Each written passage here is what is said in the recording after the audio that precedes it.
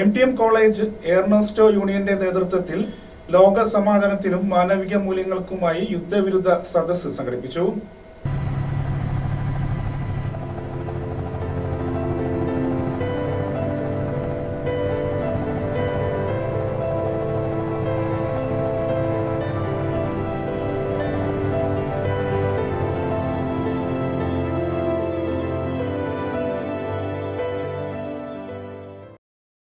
Veliyankode MTM college Ernesto യൂണിയന്റെ നേതൃത്വത്തിൽ ലോക സമാധാനത്തിനും മാനവിക മൂല്യങ്ങൾക്കുമായി യുദ്ധവിരുദ്ധ സദസ്സ് സംഘടിപ്പിച്ചു.